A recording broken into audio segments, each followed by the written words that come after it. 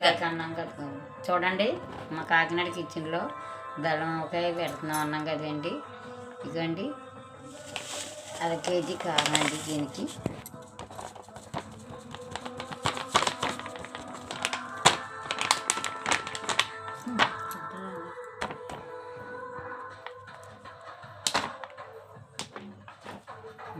అర కేజీ కారం వేసాం కదండి.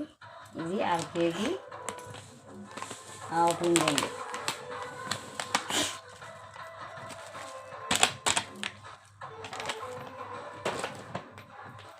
అర కేజీ ఉప్పు అండి.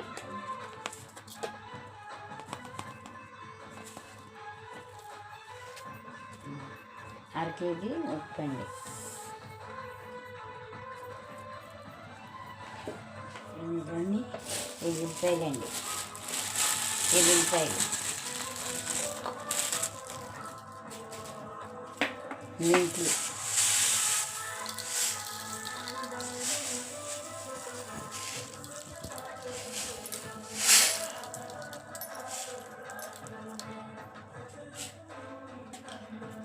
ఇదిగోండి కేజీ బెల్లం అండి. కోరి వేయాలండి బెల్లం.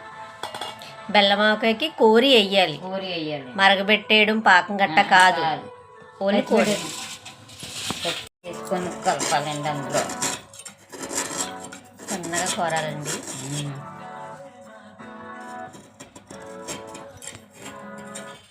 బెల్లం ఆవకాయ అన్నాం కదండి. ఇప్పుడు బెల్లం కోరి వేసుకుంటున్నామండి.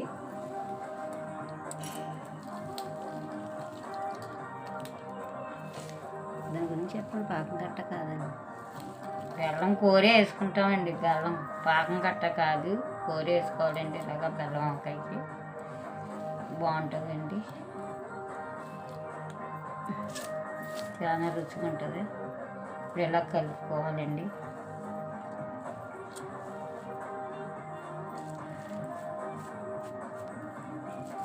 కోరుకున్న బెల్లం కూడా ఇప్పుడు ఇవన్నీ కలుపుకొని బాగా కలపాలండి. మనం వేసినవన్నీ చెప్పండి ఒకసారి. కారం, ఉప్పు, మెంతి పొడి అన్నీ వేసుకున్నాం కదండి. ఆవాలు,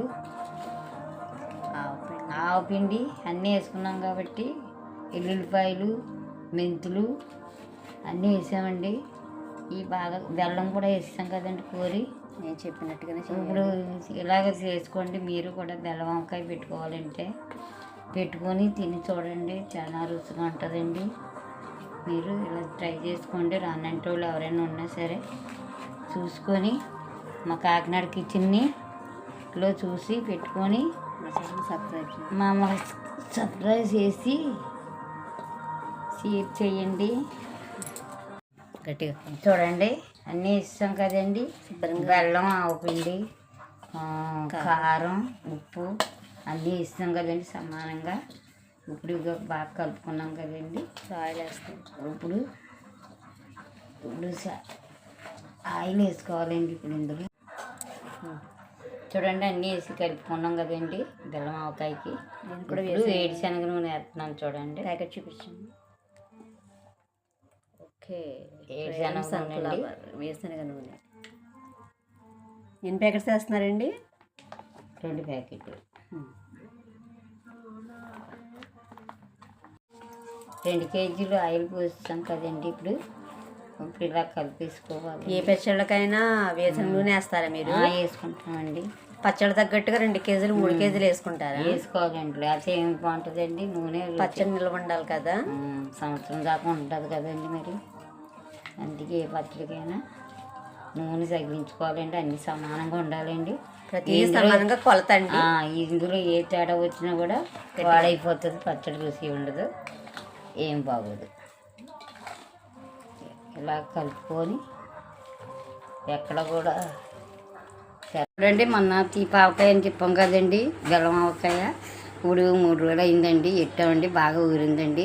చూడండి ఎంతో టేస్ట్గా ఉంటుందండి, ఎంతో రుచిగా ఉంటుంది. చూడండి, మీరు చూడండి, లైక్ చేయండి, షేర్ చేయండి.